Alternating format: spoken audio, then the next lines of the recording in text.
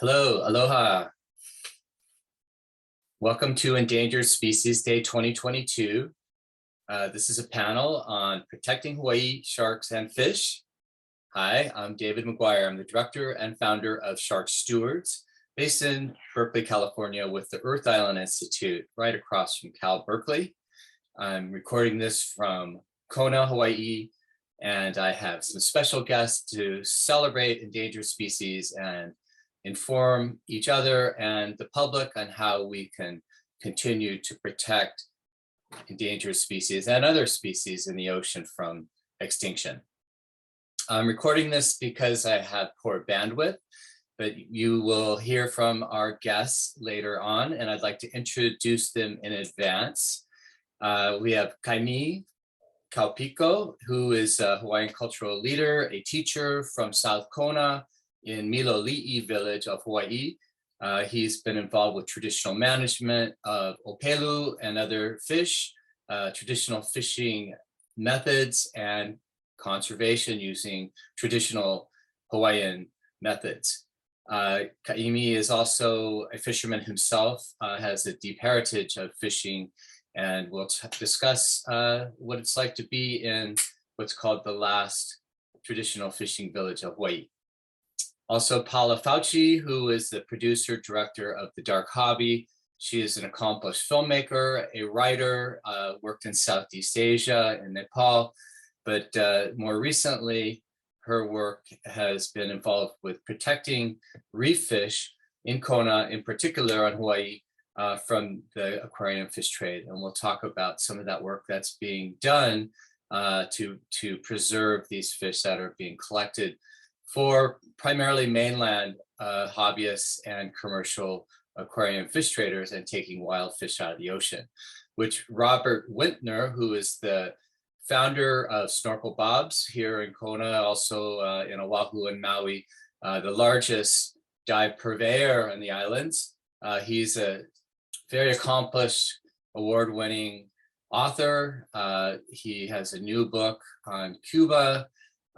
He's written about reef fish. He's an accomplished photographer, and he really is an activist. Then following that is Deron Verbeck, who's a good friend, an amazing freediver, record holder, breath holder, I think over 8 minutes, and an accomplished photographer as well as nature guide. He runs I Am Aquatic here in Kona. So we are really focusing this Endangered Species Day on Kona and protecting Kona fish, as well as that includes the Kona sharks, including this beautiful oceanic white tip behind me. What is Endangered Species Day? It actually celebrates the Endangered Species Act, which was established in 1973, and it prohibits importing, exporting, taking, possessing, selling, and transporting endangered and threatened species, with some exceptions. The ESA also provides for the designation of critical habitat and prohibits destruction of that habitat. Established in 1973, was almost dismantled under the former administration and has since been shorn up. The Endangered Species Day celebrates this act and also hopes to bolster and support this law that conserves and protects and even recovers the most vulnerable endangered species. So it's more than just a day of celebration. It's really a global day of action. And I hope through our talk, we will inspire you to take action. We'll give you some abilities to do that in the chat and at the end, where there are links where you can sign petitions or support the organizations like Shark Stewards, but also like Snorkel Bobs and watching The Dark Hobby and coming to Kona and diving and helping protect and observe and celebrate these wonderful ecosystems and fish, including really the amazing sharks of Kona and Hawaii. There have been some great movements in Hawaii in the past few years that Shark Stewards has supported with others, and including a ban on recreational fishing of sharks. It is illegal to commercially fish sharks now in Hawaii. Of course, the shark fin trade It was the first state to ban the sale of shark fins in the United States. And there is increasing establishment of marine protected areas, mostly in the Northwest Hawaiian Islands, but also a commitment by Governor Ige to increase protection in the main islands. Shark Stewards is a nonprofit. We are dedicated to saving sharks from extinction and the shark fin trade. And we do that through regulation, through advocacy, and applying education, passion, and science towards regulation and policy. So we work in applying the love of sharks towards protecting them. I wanted to first talk about the dark hobby, and we'll introduce director-producer of Paradise Films and the film Palafacii. The Dark Hobby was a film that I was introduced to a year ago or more, and it's a very powerful documentary that details what's happening along the Gold Coast of Kona. Kona is called the Gold Coast, not because of the lava, but because of the Laupila, the yellow tangs, and the waves almost appear golden. There are so many of these beautiful grazing reef fish, but they've been impacted and severely impacted and even removed from many areas along the Gold Coast because of this commercial trade of aquarium fish that primarily, again, goes to the mainland.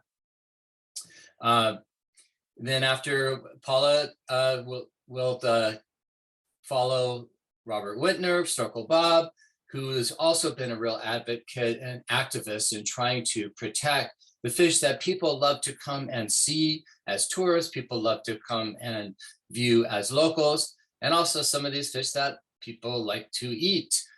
So instead of erasing our reefs for play or for entertainment, and also starvation of other animals that rely on these forage fish, it's better to keep them in the ocean. And Kaimi Kalpiko will talk a little bit about the traditional management and how the Milioli'i village and the local peoples have banded together to protect their natural resources for the future, including engaging youth in this traditional management project or practice. Followed by Deron Verbeck of I Am Aquatic. Deron, as you can see, is a shark photographer. He's had some amazing photographs of, including a great white shark while freediving off of Kona, the first ever photographed that I know of in Kona. And also he takes tourists offshore to snorkel and see pelagic life, as well as advocating for protection and tagging, particularly endangered sharks like the oceanic white tip. Endangered Species Day is becoming more urgent every year we have it.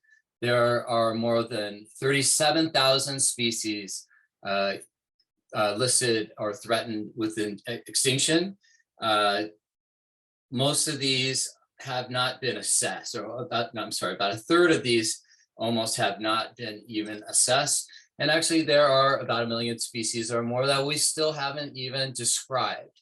So we are losing species faster than we can understand or protect them.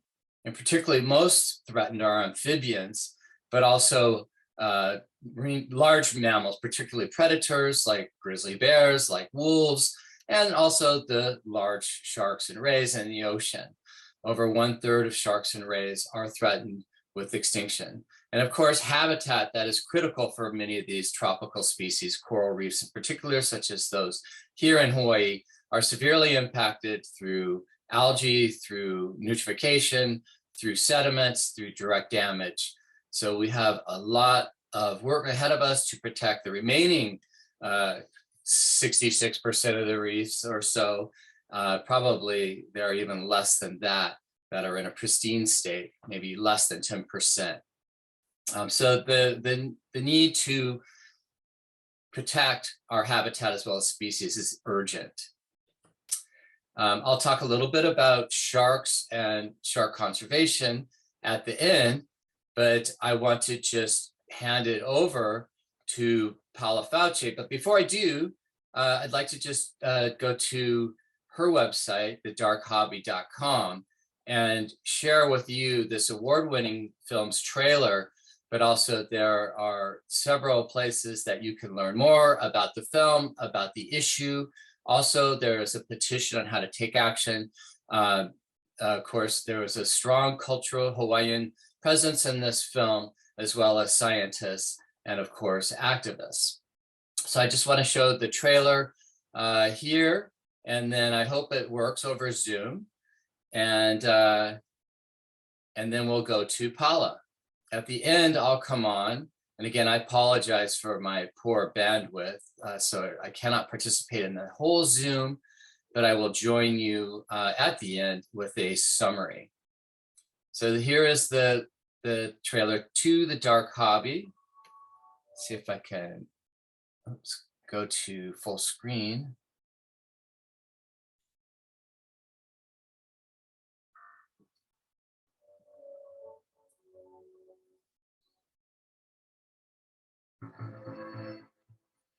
This is marine wildlife.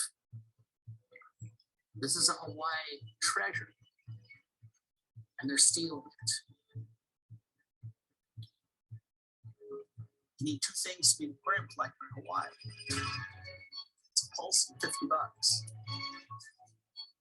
At any given moment, there are 27 million reef wildlife individuals in the aquarium pipeline.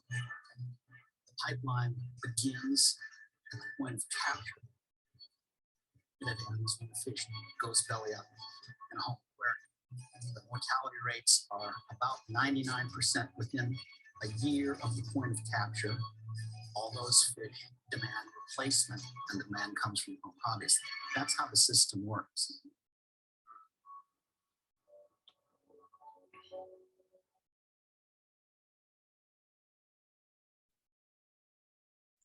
Okay, and that was the trailer to The Dark Hobby that we are watching and talking about, and we'll be learning more about the Hawaii reef trade as well as sharks in Kona in particular here on Endangered Species Day. So we're going to introduce Paula, Fouce, Robert Wintner, Kaimi Kalpiko, and Deron Verbeck, and then I'll join you at the end with a wrap up and how you can help join this effort to love, protect, and save Hawaii fish and sharks. Hi, welcome to Endangered Species Day. I'm David, and with me is Paula Fouce and Kaimi Kalpiko from Milioli'i village in South Kona.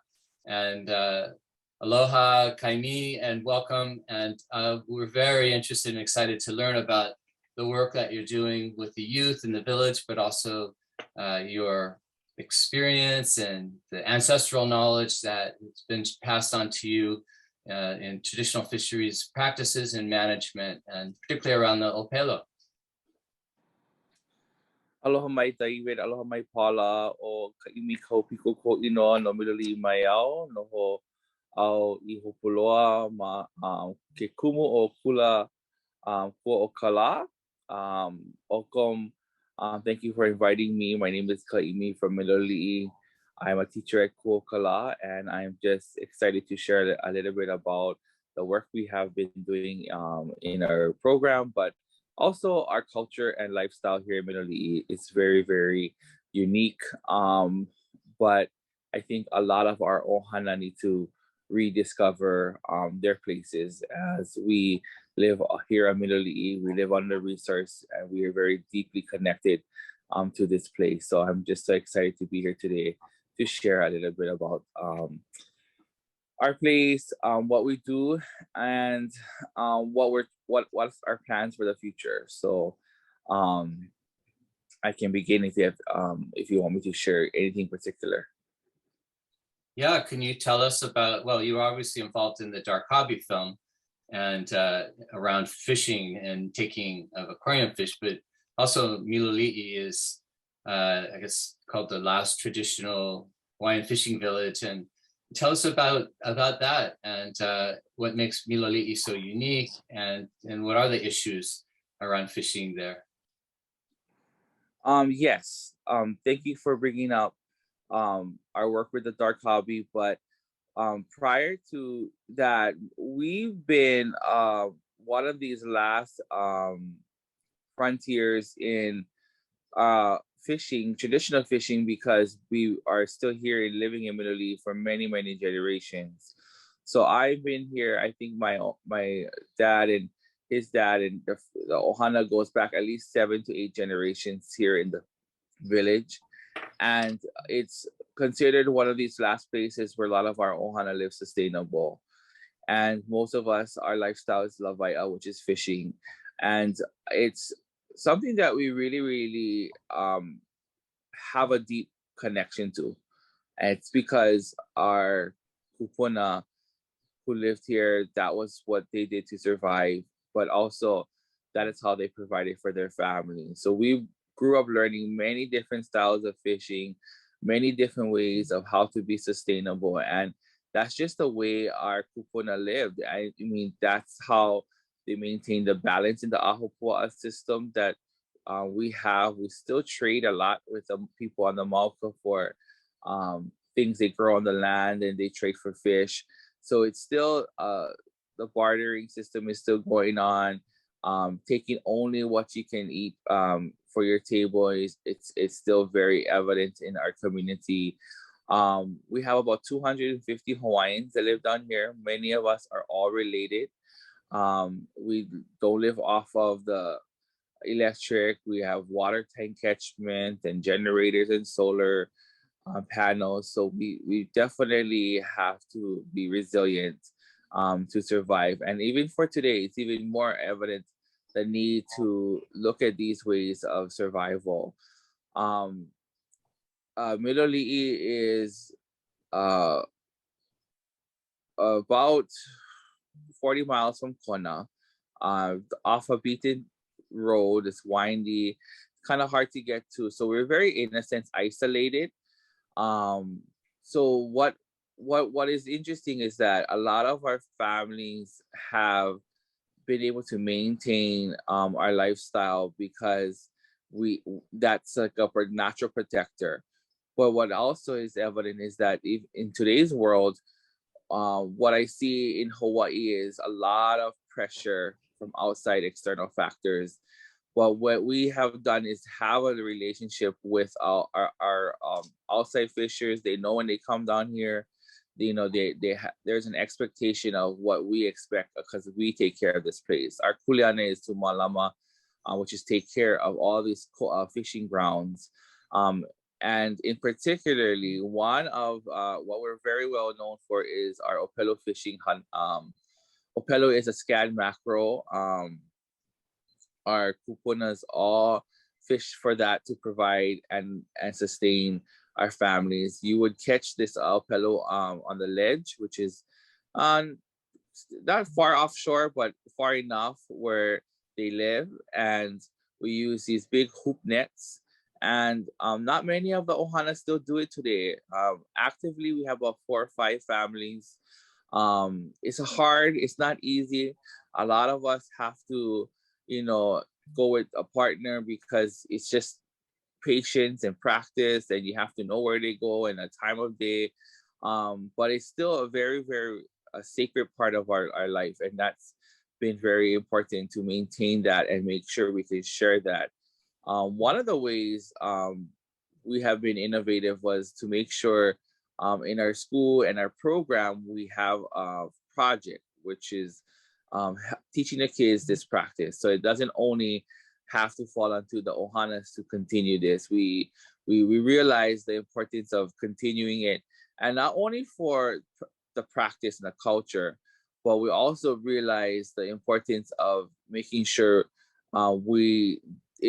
it continues without people forgetting. And one of our kupunas who started this program, he have left, but it was so important for him to share this knowledge about Opel fishing, about the seasons, the time, what was the rules back in the days, particularly around what you fed Opel to harvest. So one of the big things was that our kupuna were very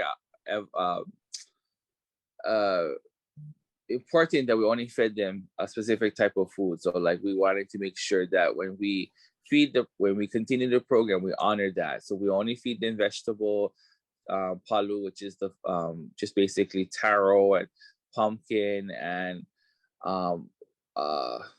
oatmeal, papaya, these things, and that it's just a different way of how we want to maintain the fishery. People do different things, but in Milioli'i, it was very important that we follow this particular way. So we don't like to use other types of food. So, these are just examples of what we have done. In our program, we have 7 different koas, 7 different fish places that these Opelo live on. And on each of them, we definitely have a connection to, because some of our families have fished for these ones for generations and generations. So as you can see, these are like our gardens in the ocean. These are our ice boxes.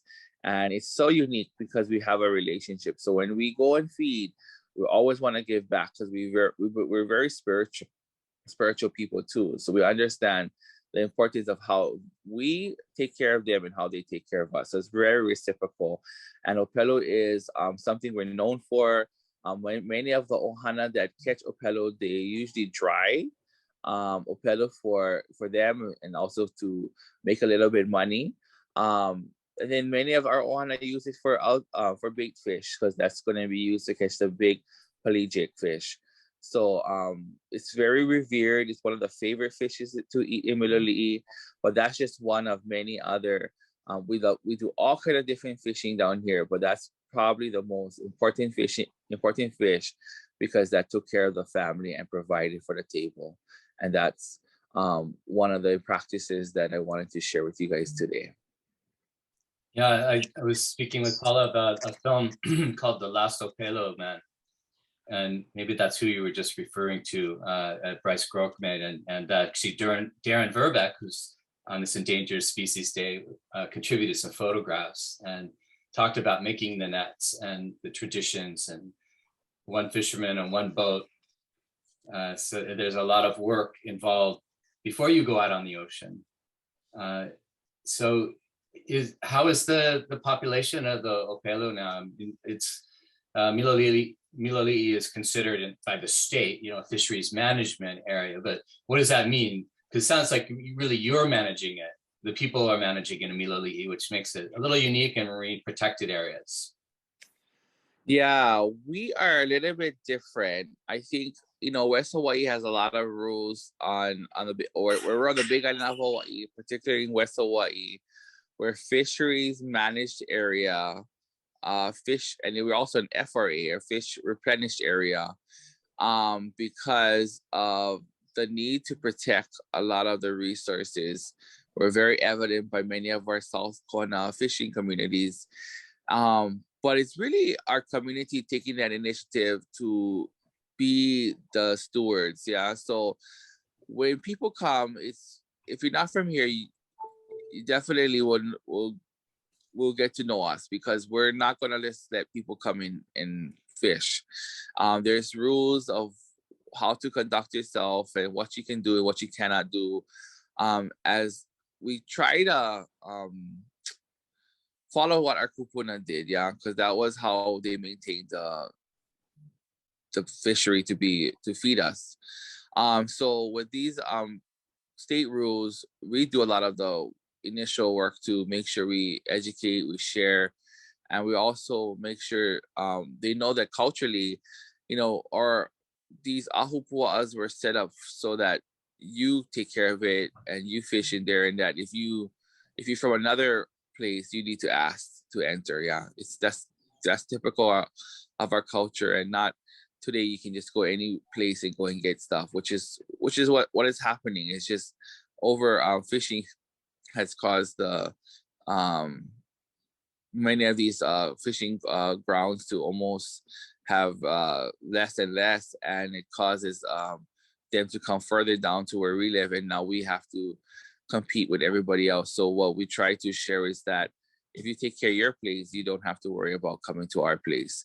But that's a lot of work that I think other communities in the state has to start to initiate. So in Milioli'i, a lot of times they'll always let us know if they're coming and what they're going to do. So at least we know, you know, if you're going to take all the resources, we don't appreciate that because we want them to know that that's not pono, that's not the right way to do things. And I sense that our efforts in that has, I think, realized that the state needs to really empower community-based efforts. So the critical thing is that, you know, we take it serious, but I think when the state realizes that it cannot be coming from the top, it has to come from the bottom, that they need to put that initiation out there to see what it would take. And it's still a lot of learning process. I think since you're talking about, you know, management, we are going through a process for our community, which is a community-based subsistence fishing area. This particular management is important because it gives us co-management power, allows us to have a space and create our own table where we can be able to tell the state what we need to do and what we need to take care of, which is, I think, very critical for today's Hawaii. When you look at the situation and where really how the fisheries are managed and how they are controlled, you realize it's not effective enough because they haven't seen a lot of these fish return on the reefs, a lot of our pelagics, a lot of our intertidal fish. So there's a lot of the things that are happening. So we can only do our part here on the grassroots. So this particular rule took us about, oh my gosh, a long time. We got the designation for CBSFA in 2008, but we're just getting it finalized in the state process through the Department of Land and Natural Resources. So we're going through Administrative Rule 91, and that's the process we're using. So we're almost through the door. Once it gets voted in by the board this last round, then it will go to the governor for signature. So it's a very important time to be here in Milioli'i. I think for us, it's exciting that we will now have, we're doing the kuleana now, the work that our kupuna asked us to do. Great. That's so exciting. And I'm very excited to join you and speak to the kids about the mano and also to learn from you and visit Milioli'i this summer. So thank you so much. And thank you for your pono. Paula, I want to hand it over to you and thank you. And we have exciting speakers to follow, but thank you, Kaimi. And say hello to your father, Willie. I will. Mahalo, Dave. Mahalo. Thank you guys so much. Oiho. Great to see you, Kaimi, as always. Wonderful to hear you speak. Okay, well, we're going to transition over to Robert Wintner and Deron Verbeck, and of course, Palafacii. So thank you so much, and ahui ho. Now we will go into our conversation with Robert Wintner and Deron Verbeck. Perfect. Honolulu, it's tons of money and political power. And who orchestrates big fishing best in the whole wide world? Well, it's the Nature Conservancy. You're going to get junk mail for the rest of your life from the Nature Conservancy. I'm here on a personal basis to ask, please do not donate. So part of my research, I thought, well, I better look a few things up, make sure I know what I'm talking about. I'm not going to bore you with details. I just looked at the global board. Global board members of the Nature Conservancy include senior advisor of the Carlyle Group. It's a private equity asset management company with $325 billion under asset management. There's a partner of the Generation Investment Management. There's a founding partner of First Cressy Ventures, CEO of the Pritzker Organization. There's a former chairman and CEO of Dodge and Cox, also investment management, $325 billion. Primavera Capital Group, Dalberg Advisors, private sector strategies for emerging and frontier markets. I'll give you a minute to think about that. Santander Brazil Financial Services, the third largest bank in Brazil. Schooner Capital LLC, product and business at Planet.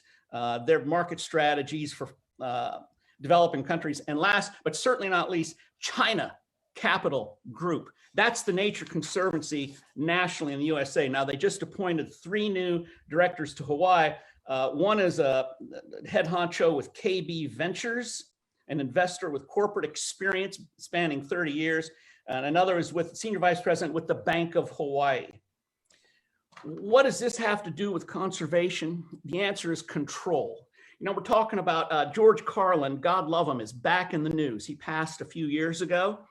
And he said, what does this save the planet? People can't even take care of themselves. And he said, in a laughable way, and we have to laugh to keep from crying, go to the money and you'll find the problem. And here's where I'm going to try to close the circle and pass the baton to Deron. Hawaii has suffered for the last 8 years with Governor Mild and Murky. His name is David Ige. I cannot put the last name with the title governor. I have no respect for him. He's feckless. He could have ended this in a smart way. He chose to defer to the Nature Conservancy. Why do I keep going to the Nature Conservancy? In Hawaii, the executive director for 20 years was Suzanne Case. She's a Republican by nature, but she swings Democratic. Ige appointed her to direct the Nature Conservancy a little under 8 years ago, and she has adhered nonstop to Nature Conservancy policy every step of the way. The entire battle, she defended, promoted, and protected the aquarium trade in Hawaii, and her call out was, it's sustainable, it's sustainable, it's sustainable. Anybody knows, any politician or non-governmental organization, NGO knows, earned media means donations. The Nature Conservancy had 2 huge earned media events in recent times. One was the biggest marine protected area in the world, in the Indian Ocean. 6 months later, they came out with the second biggest marine protected area in the world.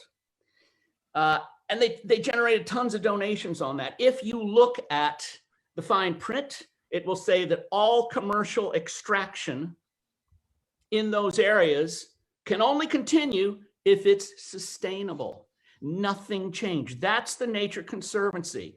It's political power and money to control the conservation voice. If you want to have an honest conservation conversation, then you leave out the Nature Conservancy. And on that note, and so right now we're in a flux to see who's going to win the Democratic Party and who we're going to take up battle against, because I'm afraid that's what it's going to be. One last thing before I pass the baton to Deron. This is my new book, Was Is, and it's all about the hot mess in the Hawaii political season. It's a novel. It's great fun. It's a romp. You will laugh out loud. That's a money-back guarantee. Thanks for paying attention. Deron? Please identify yourself, Deron. I forgot your CV. No problem. That's a little hard one to follow there. Yeah, I'm a underwater photographer, and I help out with tagging oceanic whitetips, silky sharks, hammerheads, whale sharks. I've been involved with the tagging programs for about 6 years now. I have roughly well, probably over 100 tags now out with these different organizations. I work with HERC, Hawaii Hawaii Uncharted Research Collective, and Melanie Hutchinson with sharktagger.org. So I started photo IDing oceanics for her back in 2006. She actually used my database of oceanic whitetips or my photographs to start her database because I have so many photographs of them. I ran photo tours out offshore here and just have compiled this giant library of oceanic whitetips, and just seeing what they go through out here at the buoys. Around different types of animals and what their associations are.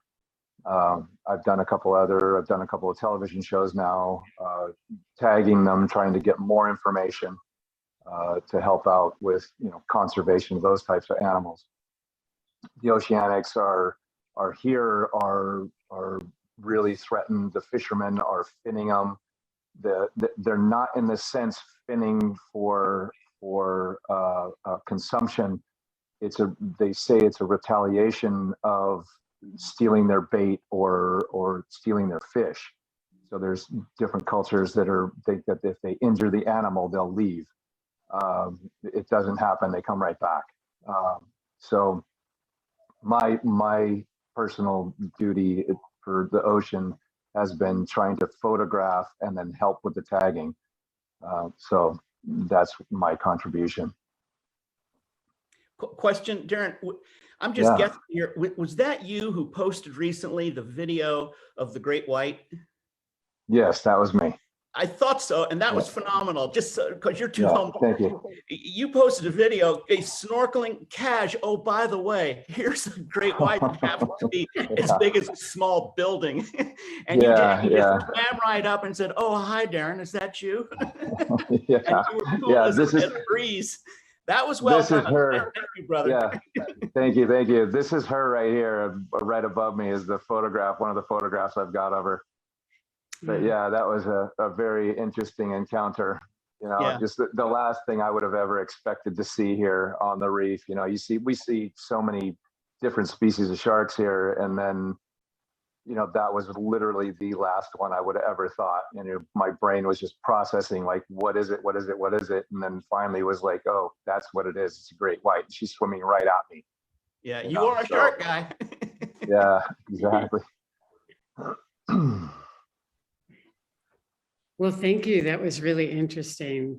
I am a filmmaker, a producer and director, and our most recent work is the film The Dark Hobby. I got to meet these fantastic people who are all on the Zoom today, you know, eco heroes, conservation heroes to me, because I haven't spent so much time in this world as the rest of you. Very, very inspiring, the work that you all do, and we so appreciate it. I know people all over the world, especially today on Endangered Species Day, hold you in high regard, and we honor you and the work you do. It's helping all of us. Our planet is it's so necessary that for the health of our planet, that the reef wildlife be left in place.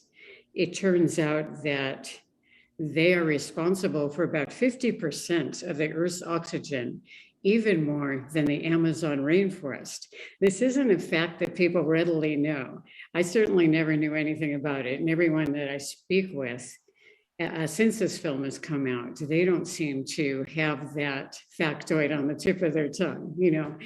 And it was really interesting. Recently, we were at the International Ocean Film Festival in San Francisco.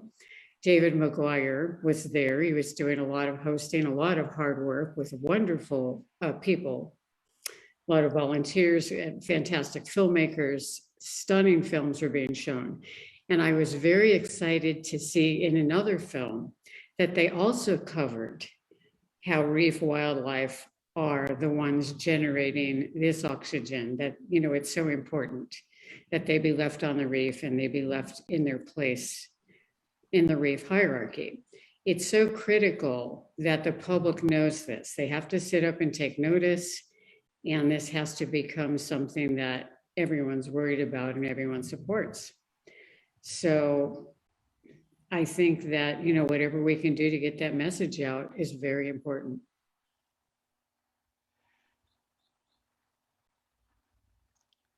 David, are you there? I guess we Haley on. I feel a little bit like a tree about to fall down in a forest with no ears around. Deron, can you be specific in what people can do to step up? And everybody just feels, in my humble opinion, everybody feels exasperated. How can I possibly make a difference? And it's something that everybody thinks about, and I think the exasperation is fairly widespread. Have you had any insights on this? It's a difficult question here. I mean, that the general public in Hawaii doesn't see the fishing industry offshore. You know, even as minute as it is here, the local fisheries is a sight unseen thing. It's out of sight, out of mind. They go to the store, they see the fish, but they don't know how it's getting caught. They don't know what the guys are doing to catch them, and they don't know what they're going through to get the fish. The education part of it is really critical. Getting into a school would be great. You know, doing some outreach stuff. I know Melanie's been doing a lot of that stuff as much as she can. She's got people here on the Big Island now that are Who is taking Melanie? over. And Melanie Hutchinson, she's sharktagger.org. Okay. So I work really closely with her, and she's been doing a lot of stuff to try to educate that. It's a difficult question to answer, and it's all about education. You know, I have a lot of really close friends who are fishermen, and I respect everything that they do. I've tried to say, hey, you know, the sharks are really important. They have to be there. You know, please don't kill them. You know, and it's just been one of those things where they're like, yeah, but this is how I got to get my fish. This is the only way I can get my fish. So I understand their plight, and I understand, you know, that this is their job. My job's different than their job. So, you know, it's I see it in a different way than they do, and it's just a difficult topic. We've reached a point, though. We all heard the old adage, adapt or perish. And it seems like humanity is showing an inability to adapt, but adaptation will happen one way or another. Have you chatted with these guys about their catch? Are they catching fewer fish, and do they know what to attribute that to? It's been an interesting watching the fishing industry here, because it started to drop off, and then now it's picking back up. And I don't know the reasoning for that. I don't know if it's sea temperatures or the migration patterns or what have you. But this year the market was flooded. There's guys bringing fish here to sell on the Big Island, which they don't normally do. Everything normally goes to Oahu. So we've seen some of the boats staying here or coming into here. So it's something that I'm not educated enough about the fishing industry. You know, I just see the sharks. I get in. That's my focus, is to shoot the sharks. To photograph. I don't want to say shoot. Wrong word. They're shooting the sharks, not me. But it's to try to get them to stop doing the practices, the bad practices, the actual shooting of the sharks, the jugging of the sharks, all that kind of stuff. So. Well, one of the things I observe is that, you know, we go out to restaurants, well, especially since the pandemic, we go out to restaurants maybe once a year, and we had an occasion to celebrate a few nights ago, and we went to a restaurant, and it's kind of a pattern. People who live in seafood areas, which Hawaii is, you'll see fish on the menu. You've never seen it before. And to me, I connect those dots. Well, we're eating a fish that nobody used to eat. That's right. The long Walu. And it's probably coming. Walu.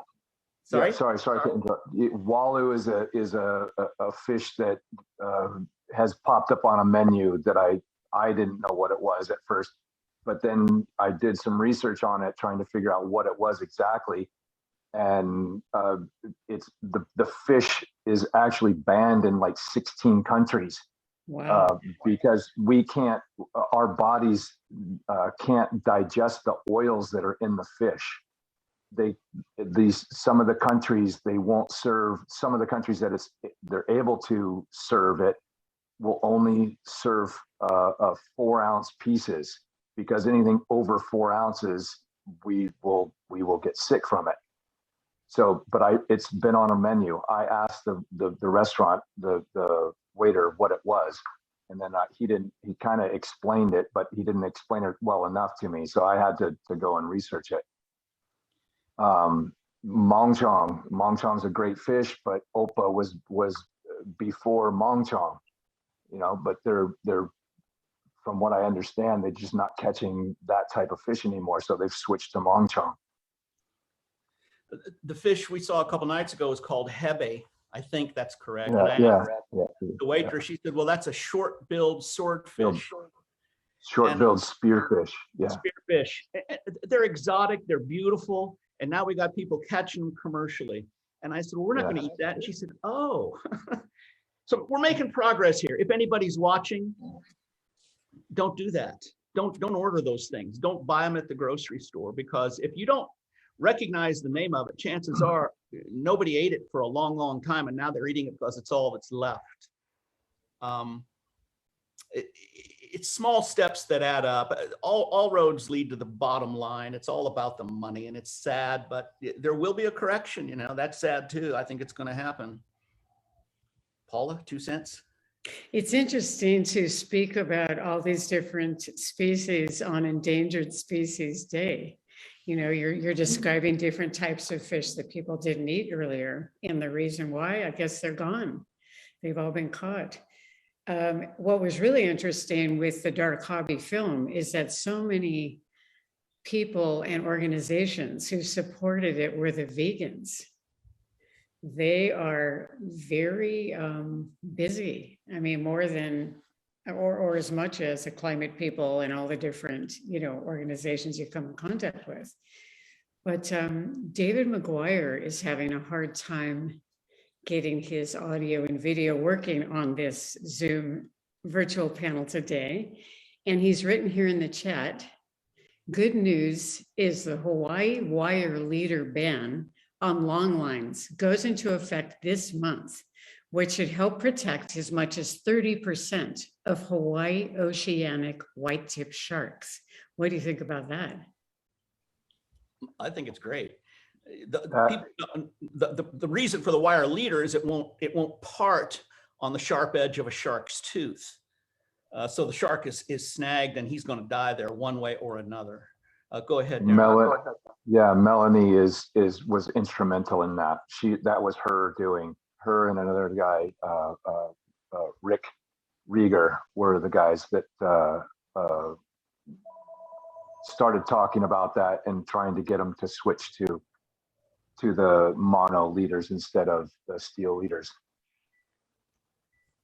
So the political action continues, everyone trying to get different bans passed and working hard to protect all these species, thank goodness. Yeah. And just to put everybody, give you peace of mind, if a shark gets a hook in its skin, in its mouth, but parts the leader because the leader is now made of monofilament, that metal will dissolve in a relatively short period of time because they have stomach acids and other things in their body that make these things dissolve, and so they're not bothered by it for a long time.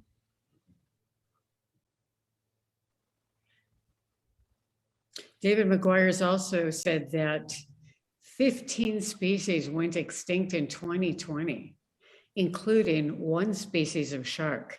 So there's so much work to do. Well, and most people, that's why I say the exasperation is monumental. Everybody feels it. What can I do? And you mentioned the vegans, Paula. It's just one little step at a time. You have to multiply each one by 7 billion. Well, we're not responsible for the rest of the people in the world, but we're part of it. And it does make a difference. Just do the right thing. David's also saying we need to hold Governor Ige to his Halumua commitment.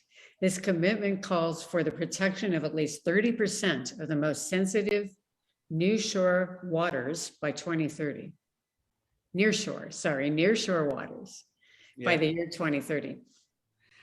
That's his distant echo reverberating off the empty halls on his way out the door. The guy's not a water guy. I don't know that he's ever been in the ocean. The line in Vegas would probably be about 3-to-1 in his favor, but we don't know. He doesn't know any fish. He's not a water guy. He's not a reef guy. And we just don't know. And anything he says was scripted and given to him, and he was instructed to say it. I'm often reminded of, the dummy with the stick and all that. I hate to cast that much aspersion on the guy, but he's just been worse than mediocre and worse than lackluster and worse than feckless. He's been destructive. Because if somebody's at the helm and they put the vessel on the rocks, that's really, it's avoidable, it's unfortunate, and I'm looking forward to somebody else, regardless of who it is. I would have to say it can't be worse. It always could be, but I hope it's not.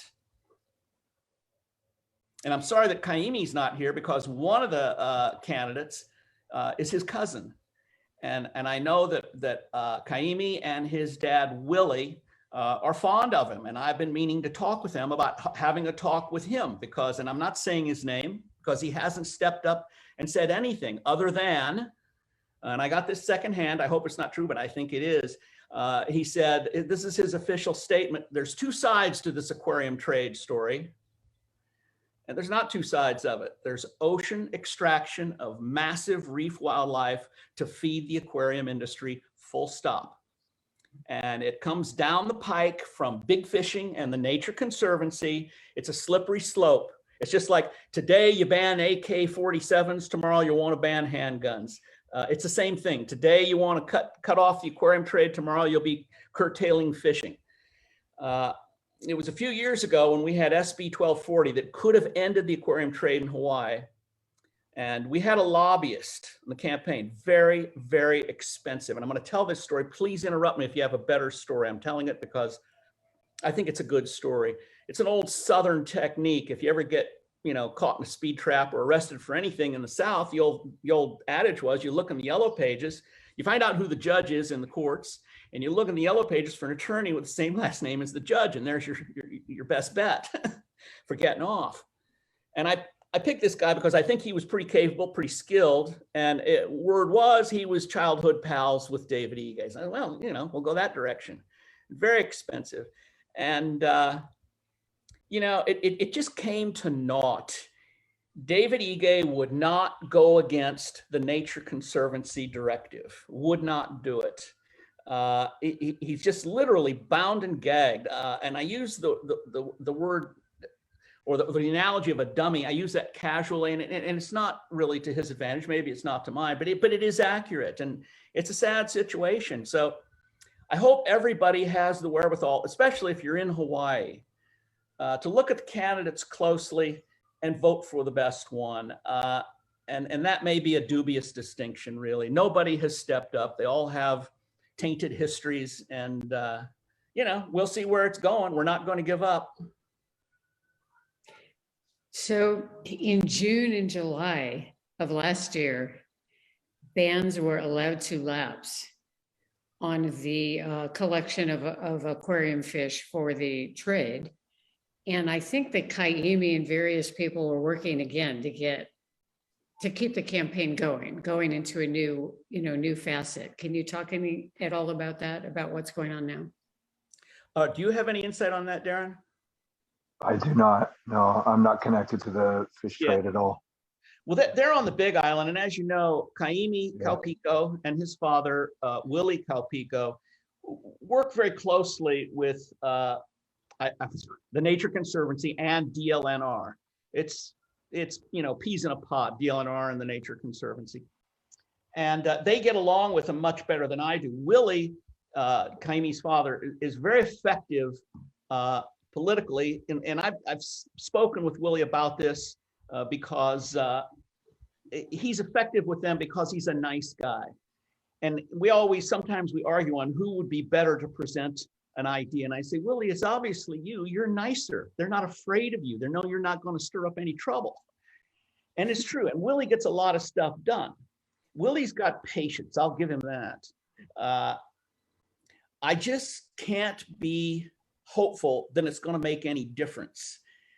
It'll do nice things. Another story from Maui. Years ago, there is a current group here called the Maui Nui Marine Resource Council. I started that group, I founded that group, and I funded that group for about a year and a half, and it was about $1,800, $2,000 a month. Unbeknownst to me, there was a volunteer in that group who was an employee of the Nature Conservancy. This was all done in secrecy. Since then I've called them a Trojan horse outfit because that's what they are. They have a pattern of coming into community groups and taking over to, again, control the conservation voice, to steer it in a way that's not going to interfere with commerce, because money is power in political circles. And unbeknownst to me, the Nature Conservancy in Hawaii applied to NOAA. They are the largest recipient of NOAA funding, National Oceanic and Atmospheric Administration, in Hawaii history. And they got funding for this group and chose to take it in a direction. Let me just give you an example. This was in 2008, so I'm going back a ways. And everybody remembers on the West Maui Mountains, we now have rows of windmills, and all that windmill generated electricity is shipped to Honolulu, and it goes undersea cables. Every NGO in Hawaii was opposed to that project and those cables because it went across endangered Hawaiian monk seal habitat. There was one exception, the Nature Conservancy, and the directors at that time were vested in that project. So that's where we are. You know, Willie is tireless, and he keeps working with these people. And my hat's off to him. He does stuff that I couldn't possibly do because they piss me off. And I tend to respond to that feeling internally. So I hope for better outcome. The only good news I think I have is that we can't give up because it's not a choice. We will go down swinging. We will rage in the dying of the light. And, you know, that's what we're all sensing now. So, you know, we hope for the best. In the meantime, it is a contact sport. Have fun with it because, you know, mix it up because it's all we got. And this is what you're going to want to leave behind. Are the sharks in as much danger as the small fish caught for aquariums? I think so. I was getting responses on Facebook or questions on Facebook not too long ago from a guy who, you may remember this guy, a guy in Honolulu who was a major distributor. I don't want to say his name because he's really a lowlife. We had a photograph of him holding a live baby shark. Now, in those days, and this was some years ago, he would get $5,000 for a live baby shark. They're hard to catch. You can please verify this, Deron. They're hard to catch because they damage themselves. It's just, they're just solid muscle. They're so strong and they damage themselves, maim themselves, kill themselves. And he would get $5,000. And we ran a shot of him and we ran it like a pornography shot with a blackout on the eyes. And we called it aquarium porn. And he threatened to sue. So sue, who are you going to sue? What for? Have at it. But I like to think that we made a difference in Hawaii. I think that the collectors are still out there. There's zero enforcement. Who's going to enforce? The Nature Conservancy? I don't think so. DLNR, well, that is the Nature Conservancy. It's kind of in a muddle now. We never really thought we'd get the aquarium take down from whatever it was, 5 or 6 million fish a year down to 50,000. Would they be happy with that? It's huge money. These guys make huge money. They claimed a catch of whatever it was, $1 million a year. How can 240 guys split $1 million a year? That wasn't it. It was stupid. But I would have to say that the answer is yes. You know, there's a food chain out there. Sharks are at the top. Reef fish cover the whole range. Anytime you extract from the ocean, and I got news for you, it is a slippery slope. And here's a point I was going to make. When I told you about this expensive lobbyist, he agreed to come on and help. And I consider him a friend. He's a good guy. He made me, and I'm not talking out of school here. I'm going to divulge, full disclosure here. He made me give him a personal pledge that if he joined this lobbying campaign to help end the aquarium trade in Hawaii, that I would give my personal pledge not to mount another campaign against commercial fishing. And I said, you got it. Well, that season's over, and I'll do anything I can to cut back on commercial fishing. It's destroying the oceans. It's destroying the world. What can we do? What's for lunch? There's what you can do. Don't eat it. Don't buy it. Don't give them any money. That's the long and the short of it. Deron, what's your feeling on the status of the sharks in Hawaii? I think that I don't think that there's a good enough system to protect them still. I think the law that just went through only reaches a certain area. You know, it's only 3 miles offshore. Most of the fishing is done farther offshore. The guys are still shooting and killing them out off, you know, deeper water. I see it, you know, see sharks with bullet holes in them all the time. So, you know, I think that there needs to be more enforcement, which it's not going to happen in the foreseeable future. You know, DLNR is not going out there. We have one federal agent, and supposedly they've just deputized some more guys. But we don't see them. There's no presence. You never see them offshore. So until that happens and they're out there, you know, showing face, nothing's going to change, you know, even within that 3 mile range. Because you could go out and kill a shark and say, oh, no, I was out 5 miles. No one's going to say, no, he wasn't, unless you got a photo with a GPS pin on him. You know, it just doesn't happen. The law in Hawaii is for the commercial take of sharks. Is that correct? Yeah. So they No. It's not the commercial take. It's within 3 miles. There's no any kind of harming of sharks. So you can't, you know, if you catch one, you have to cut it loose. You can't do anything with them. It was a big issue with the research guys because they were saying no types of harming at all, period. So tagging, things like that, were going to be illegal. But they, I believe, got a clause in there that says, you know, research-based injuries are okay. And of course, the big demand with shark fins. Are you saying that they can take them for finning beyond 3 miles? And not in U.S. waters. So okay. The guys that are finning them are just doing it as retaliation. They think that by maiming the sharks, they stop going after fish. So, which it doesn't. It's a wives' tale. Oh my God. I've seen it without. They cut the tips of the pectoral fins off. I've personally seen the lower lobe of the caudal fin cut off. Friends of mine were just out a couple days ago, found one with the dorsal fin gone and the lower lobe of the caudal fin gone. And those aren't just injuries from other sharks or anything. They are clean cut with a knife. We ran into the same thing in Cuba, where they decimated their sharks. This is in recent history. And the big market was China for the fins. And also under the Castros, sharks were their protein staple. They ate all their sharks. And there's a place now in the Gulf of Anna Maria that's world famous, the Jardines de la Reina. Fidel Castro, think what you will, one day, and it was a boneyard. Jardines was a boneyard. It was 1,100 square miles. And it was left for dead. And one day Fidel said, no mas on sharks. And within about 12 years, all those reefs got restored.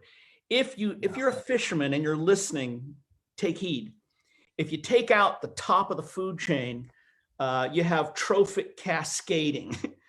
And I don't know that I'm using that term right, but that means the second layer down in the food chain will double because the sharks aren't there to correct them anymore. And they'll take the fish you're trying to catch.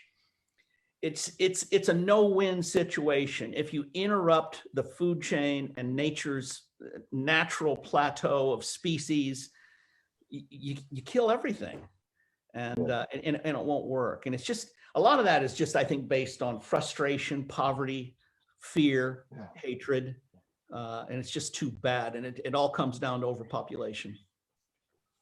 Wow. It's unbelievable. It's terrible to think about people going out and shooting sharks. I've never heard of such a thing. Yeah.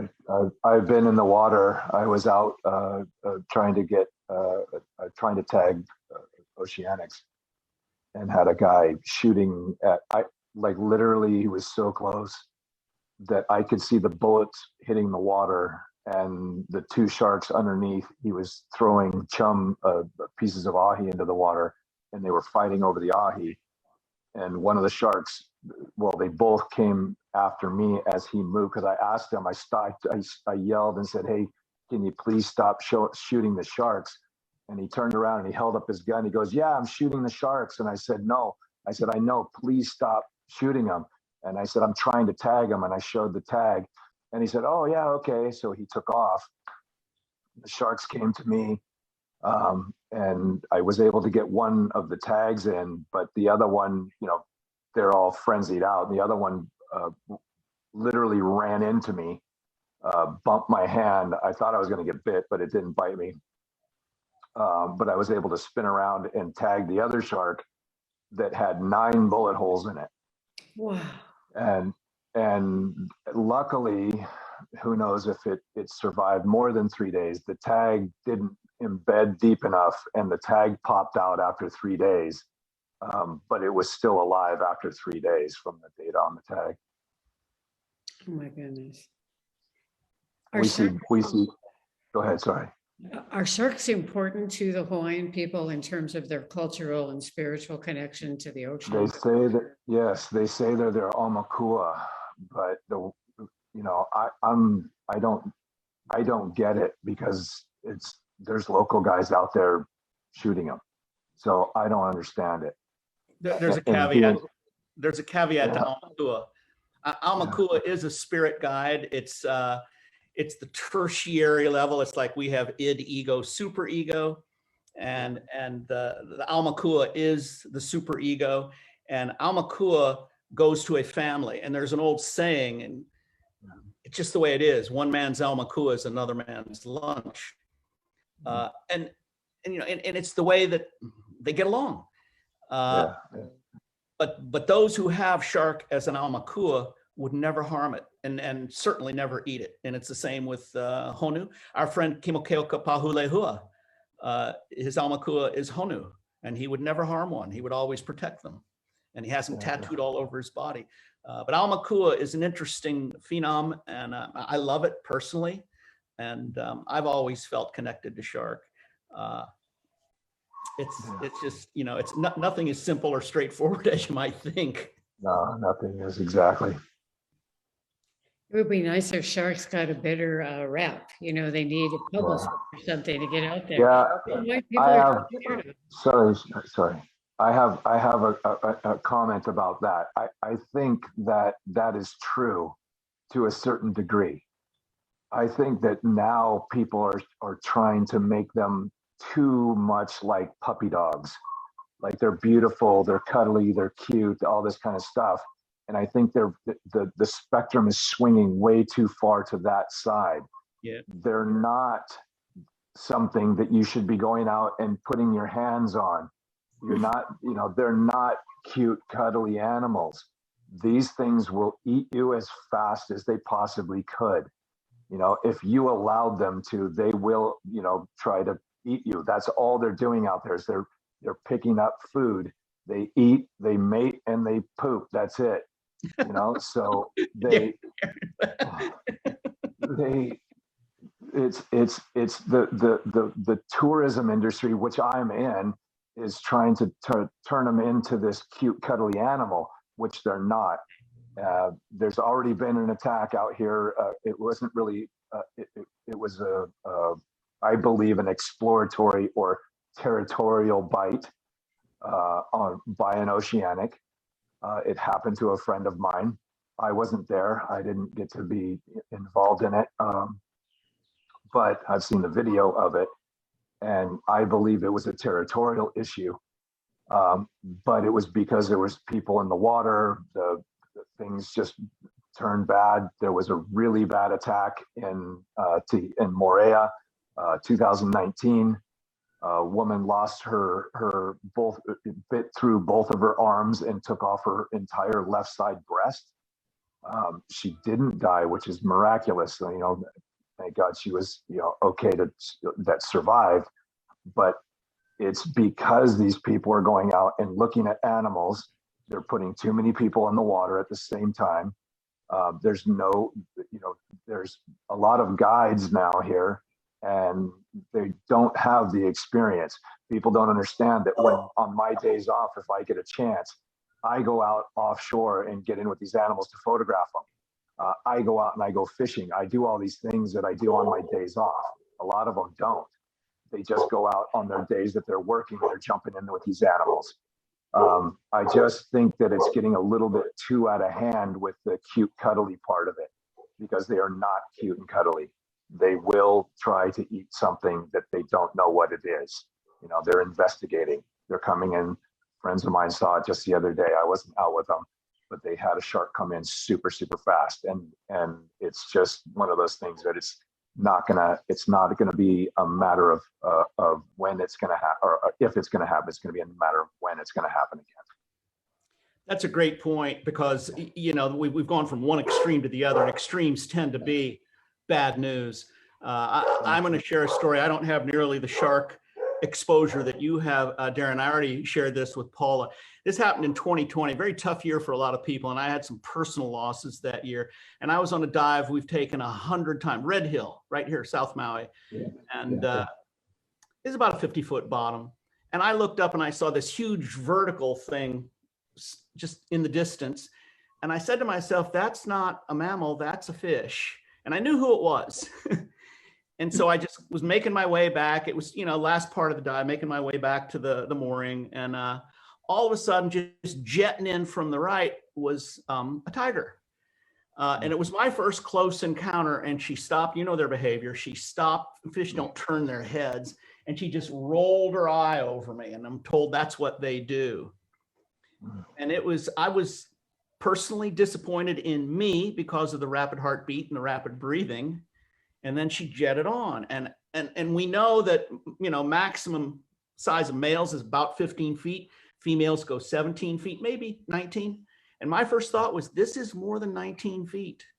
She was so monstrous. And she was, her jaw was hanging open and she was distressed. And my take is, and she was also bulged in the upper torso. My take is, what self-respecting shark that big would come into 50 feet of water? And that area is known for grottos and ledges. She came in to spawn. And my feeling is she wanted to drop her pup and get back out. And I still sense that that's the case. But it was, to me, it was inspirational, not in the sense that you're talking about cute and cuddly. As I say, it'd been a very tough year. It was like looking at the face of God, which those of us who have a spiritual calling are told, you got to be careful with that stuff. And I still think about it.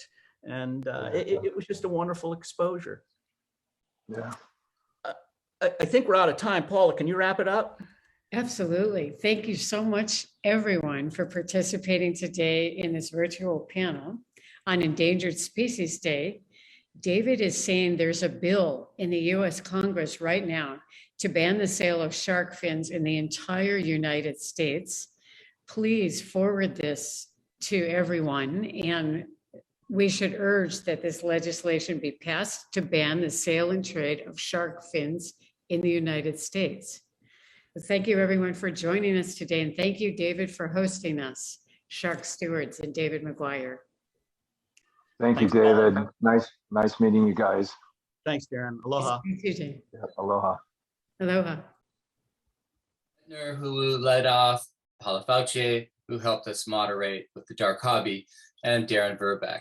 Unfortunately, Kaimi Kalpiko couldn't join us, but I hope to add in a segment with an interview with him from Milioli'i in South Kona, and how Hawaiians are taking traditional management into their own hands and helping protect not only Hawaii fish in South Kona, but also the cultural heritage and management. I'm going to just share my screen again and just continue on here on Endangered Species Day, celebrating the Endangered Species Act and how we can use it and use our passion and activism to protect not only Hawaii fish and sharks, but also habitat and species throughout the United States and hopefully around the world, because many species are threatened with extinction. More each day. We lost one species of shark for certain last year, and many species, almost 37.5 according to the International Union of Conservation of Nature, are threatened or vulnerable. I want to again thank our guests, particularly Palafacii, who is the producer director of the Dark Hobby. You can watch that trailer if it did not come through well on Zoom on thedarkhobby.com. And so I just want to wrap up a little bit about sharks, because we are shark stewards, and we save not only sharks, but try to protect their habitat, not only in the US, but also overseas in the Coral Triangle in Southeast Asia, but also globally through trying to regulate the shark fin trade and the flow of trade of fins through South Asia, cities and ports to China. As I said, over 1/3 of sharks and rays are threatened from overfishing, but also for the wildlife trade, including shark fin and gill rakers from manta rays to make traditional Chinese medicine. More than 3/4 of these are tropical and subtropical coastal species. Other species like oceanic whitetips, which are pelagic and migratory, are particularly hard hit, primarily before shark fin really increased in the past couple of decades, the demand for shark fin soup, but they were killed as bycatch, primarily in tuna and swordfish fisheries, to the point where there is probably only around 1%, it's estimated in the extreme, of oceanic whitetip sharks left in the oceans. Once the most common pelagic shark is now critically endangered. So we've been working with locals in Hawaii and other nonprofits such as Earth Justice and local leaders to regulate fisheries, as well as trying to encourage people to come and actually view sharks, to support local tour guides like I Am Aquatic, like Deron Verbeck, where you can go freediving, not only with these sharks, but with other pelagic species. And hopefully that money will go towards awareness and increase protection of these species. The most impacted are, of course, the ray and skate group, because they have the most species than any other group in the elasmobranchs, ranks, and primarily because we just don't care. They get caught in trawlers, shrimp trawlers, bottom trawlers, and are typically discarded. Many of the large species of rays, like the bowhead guitarfish, the white-spotted guitarfish, which are giant species of rays, are becoming critically endangered, not only for their gill rakers, but also as food in countries such as Malaysia, Indonesia, the Philippines, and India, Bangladesh. We've learned that sharks have, in particular, more impact of loss of species if they are killed. So removing sharks from ecosystems has a tremendous impact on other species that are associated with them, including the base of the food chain. In one study that was done called Functional Diversity of Marine Megafauna in the Anthropocene, it was published in Science Advances 2020. There are a couple scenarios, but the first one is if the sharks if we are losing species at the rate we are losing them now, in 100 years, we will have lost 19%, with 44% associated loss of other species. So saving sharks actually doesn't just only save sharks, it actually protects many other species in the ocean. There is hope. There have been tremendous advancements, particularly in Hawaii, towards better fisheries regulation. In particular, a new bill is just going into effect in May 31st, 2022, so in a week or so, in Hawaii, that would ban all wire leaders in the longline fishery. These wire leaders snag the sharks, they're not able to be cut, the sharks drown or are injured, it's hard for the fishermen to cut them free. Those will now be illegal, which will protect sharks not only in Hawaii waters, but also those longline fisheries that go out into the Central Pacific. It's not a perfect measure, but it's estimated that it may protect 30% of this population of sharks. So thanks to Earth Justice and Ohana Moana, Mike Nakashi, who were involved in a lawsuit to actually help protect this endangered species. So we do have hope.